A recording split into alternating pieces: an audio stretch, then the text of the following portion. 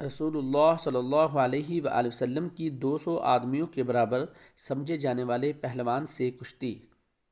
رسول کریم صلی اللہ علیہ وآلہ وسلم کی رحمدلی اور نرمی شفقت کے بے پناہ واقعات آپ نے سنے ہوں گے، لیکن یہ بھی جان لیجئے کہ اللہ کے محبوب نبی صلی اللہ علیہ وآلہ وسلم کی شجاعت بہادری کا چرچا بھی عام تھا۔ آپ کو کشتی کا کھیل بے حد پسند تھا اور اکثر بچوں میں کشتی کے مقابلے بھی کروایا کرتے تھے۔ کشتی میں آپ صلی اللہ علیہ وآلہ وسلم کی مہارت کا اندازہ اس بات سے لگایا جا سکتا ہے کہ آپ نے عرب کے مشہور باپ بیٹے کو 5 بار کشتی میں چت کیا تھا۔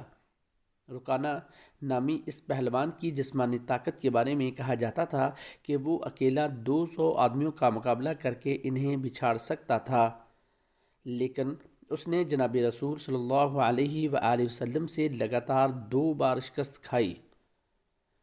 باپ کا حال دیکھ کر بیٹا میدان میں آیا۔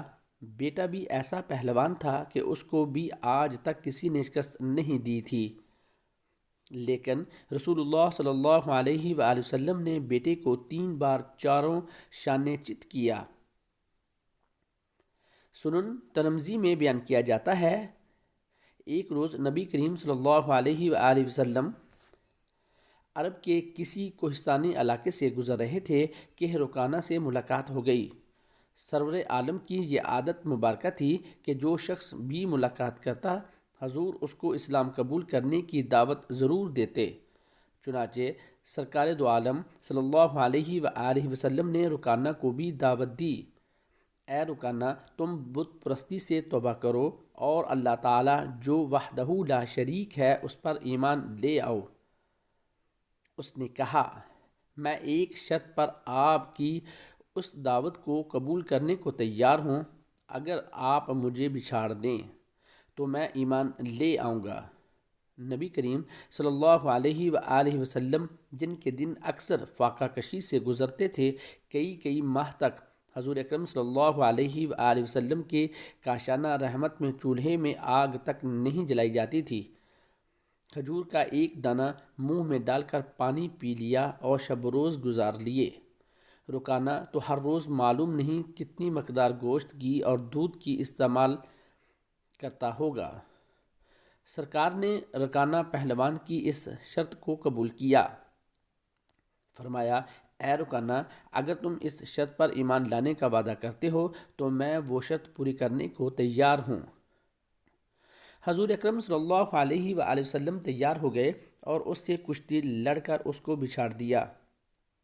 وہ اس شکست پر حیران تھا، دوبارہ کشتی لڑنے کی دعوت دی۔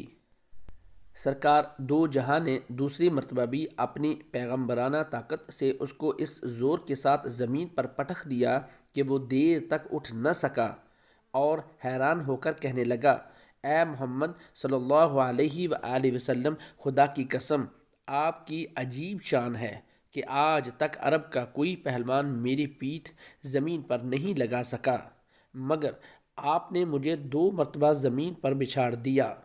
مورخین کا قول ہے کہ رکانہ فوراً ہی مسلمان ہو گیا، مگر بعض مورخین نے لکھا کہ رکانہ نے فتح مکہ کے دن اسلام قبول کیا۔ باپ کی شکست کے بعد اس کا بیٹا یزید بن رکانہ بھی، جو کہ مانا ہوا پہلوان تھا، وہ 300 بکریاں لے کر بارگاہ نبوت صلی اللہ علیہ وآلہ وسلم میں حاضر ہوا اور کہا، اے محمد صلی اللہ علیہ وآلہ وسلم، آپ مجھ سے بھی کشتی لڑیں۔ سرکار نے تبسم فرمایا، اے ابن رکانہ، اگر میں نے تمہیں بچھاڑ دیا تو تم کتنی بکریاں مجھے انعام میں دو گے؟ اس نے کہا، 100 بکریاں میں آپ کو دے دوں گا۔ حضور تیار ہو گئے اور اس سے ہاتھ ملاتے ہی اس کو زمین پر پٹخ کر چت کر دیا، اور وہ حیرت سے آپ صلی اللہ علیہ وآلہ وسلم کا چہرہ مبارک دیکھتا رہ گیا۔ تاہم اس نے پھر دوبارہ کشتی لڑنے کے لیے چیلنج دیا تو آپ نے دوسری مرتبہ بھی اس کی پیٹھ زمین پر لگا دی۔